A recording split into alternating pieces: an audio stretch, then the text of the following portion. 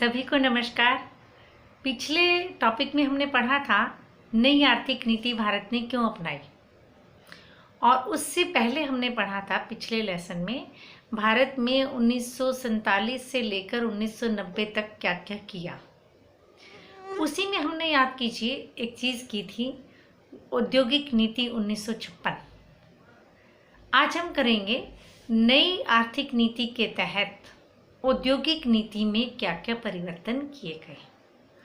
इसको बोलते हैं उद्योगों का विनियमीकरण, यानी दोबारा नियम बनाना। क्या क्या किया गया याद कीजिए। पहले 17 उद्योग सरकार के हाथ में थे, है ना, और 12 उद्योग ऐसे थे जिसमें सरकार पहल करेगी, निजी क्षेत्र सहयोग करेगा। तीसरा हमने किया था कि बाकी जो लघु उद्योग हैं या बहुत अन्य उद्योग बचे हैं वो निजी क्षेत्र उत्पादन कर पाएगा, लेकिन उसके लिए सरकार से उसको लाइसेंस लेना होगा, सरकार उसे अनुमति देगी और कितना उत्पादन करेगी ये अनुमति भी सरकार के द्वारा दी जाएगी। अब इसमें बदलाव क्या क्या किए। सबसे पहला बदलाव ये था कि जो 17 उद्योग थे सरकार के हाथ में, अब सिर्फ 3 उद्योग माने गए। 3 उद्योग सरकार के हाथ में रहेंगे, बाकी उद्योग निजी क्षेत्र के लिए खोल दिए गए। सबसे पहला रेलवे, प्रतिरक्षा और परमाणु शक्ति, ये 3 उद्योग सरकार के हाथ में थे, 3 उद्यम, ठीक है। दूसरा किया, जो लाइसेंसिंग नीति थी पहले, उस लाइसेंसिंग नीति को समाप्त कर दिया गया। सिर्फ 6 उद्योग ऐसे थे जिसमें लाइसेंस की ज़रूरत थी, जैसे दवाइयों का, अल्कोहल का, सिगरेट का, इलेक्ट्रॉनिक वस्तुओं का, खतरनाक रसायन का। ऐसे उद्यम थे जिनके लिए लाइसेंस लेने की ज़रूरत थी, बाकी लाइसेंस की आवश्यकता अब नहीं थी, उसे समाप्त कर दिया गया। तीसरा, जो पहले पूंजीगत वस्तुएं विदेश से मंगवाते थे उनकी भी मात्रा निश्चित थी, अब इसे छूट दे दी गई, ठीक। पहले कीमतें भी निर्धारित होती थी ना, तो सरकार ये निश्चित करती थी कि इससे ज़्यादा कीमतें आप नहीं लेंगे।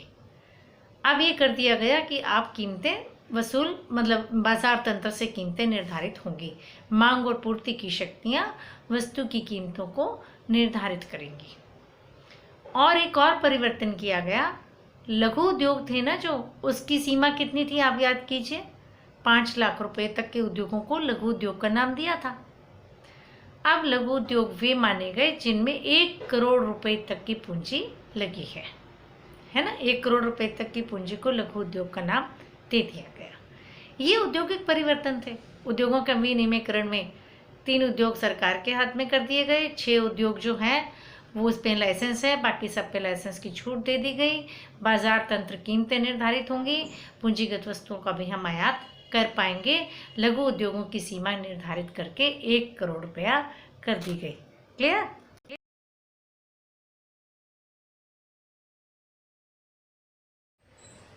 अब आता है वित्तीय सुधार कौन कौन से किए गए।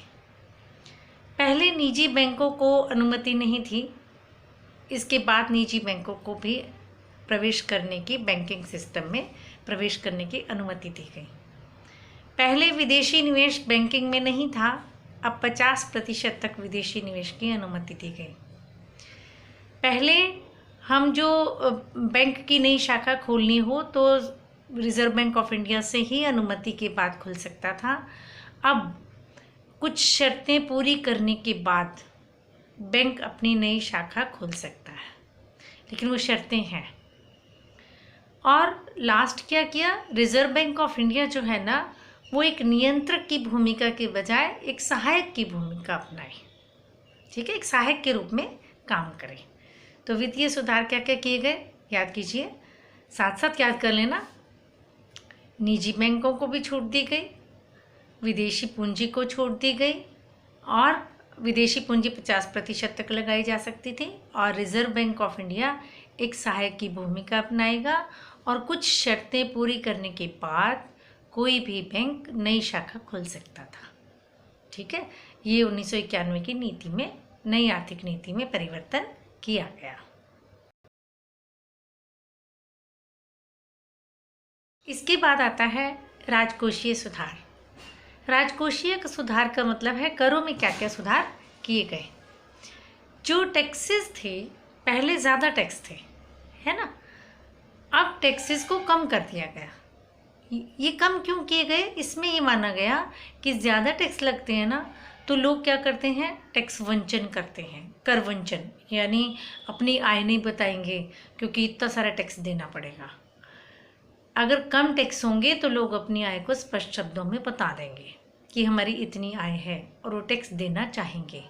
तो ये माना गया कि टैक्सेस की रेट जो है वो गिरा दिए जाएं और गिराए गए, और ताकि ज़्यादा से ज़्यादा लोग कर अदा करें। और जो कर भरने की जो वो होता है ना प्रोसीजर, कर भरने का जो प्रोसीजर है उसको बहुत आसान कर दिया गया, ताकि लोगों को ये ना हो कि भाई ये भी करना पड़ेगा, ये भी करना पड़ेगा, कैसे करेंगे कैसे करेंगे। तो वो भरने की सुविधा भी दी गई। ठीक है, तो ये टैक्स से संबंधित सुधार किए गए। नेक्स्ट आता है विदेशी विनिमय सुधार। विदेशी विनिमय सुधार क्या था? विदेशी विनिमय सुधार का मतलब था विनिमय दर का बदलना। ठीक है, विनिमय दर याद कीजिए, दूसरी बुक में आप पढ़ते हैं लास्ट लेसन, विनिमय दर एक देश की मुद्रा के बदले में दूसरे देश की मुद्रा का मूल्य विनिमय दर है।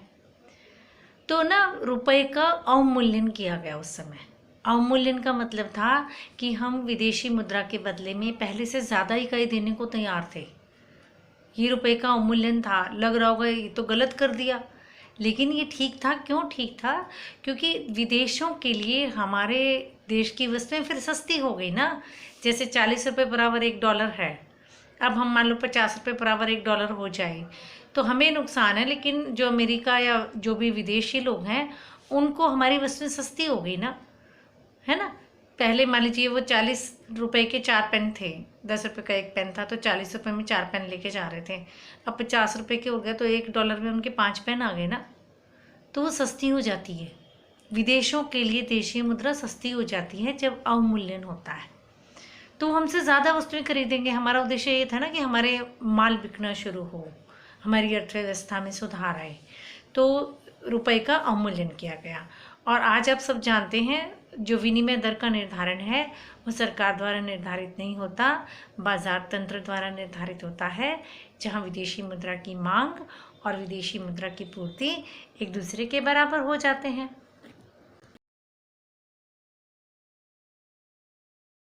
बदलाव किया गया इस नीति के तहत, विदेशी व्यापार नीति में परिवर्तन किया गया। याद कीजिए, पहले हमने प्रतिबंध लगा रखे थे, आयात पर निर्यात पर प्रतिबंध थे। हम दूसरे देश से आयात करते थे तो निश्चित मात्रा में करते थे, निर्यात करते थे तो भी निश्चित मात्रा में करते थे। उस पर प्रशुल्क लगाए हुए थे कि वो वस्तुएं देश को चाहिए तो हम दूसरे देश को ना बेचें, है ना। और इसी तरह से दूसरे देश की वस्तुएं भी महंगी हों ताकि हम उनकी वस्तुएं ना लेकर अपने ही देश की वस्तुएं खरीदें। इसको याद कीजिए, हमने कहा था अवरोधक, है ना, आयात पर अवरोधक लगा रखे थे कि हम विदेशी वस्तुएं कम से कम खरीदें। टैक्सेस लगा रखे थे, कोटा निश्चित कर रखा था।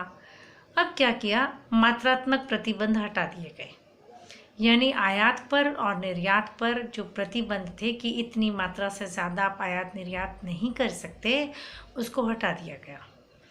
जो प्रशुल्क दरें हैं आयात पर, उनमें भी बहुत ज़्यादा छूट दी गई।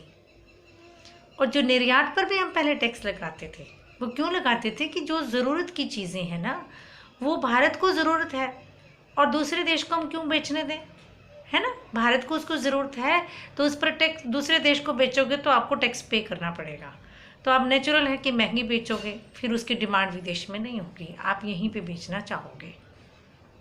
तो निर्यात प्रशुल्कों को भी समाप्त कर दिया गया। अब जो विदेशों से वस्तुएं का आयात निर्यात है, उसके लिए लाइसेंस की भी आवश्यकता नहीं है। सिर्फ बहुत ऐसी वस्तुएं जो पर्यावरण को नुकसान न कर दें, इस तरह की वस्तुओं के लिए लाइसेंस लेना पड़ता है। बाकी वस्तुओं के लिए विदेशों से जो आयात करते हैं, लाइसेंसिंग नीति समाप्त कर दी गई है। क्लियर?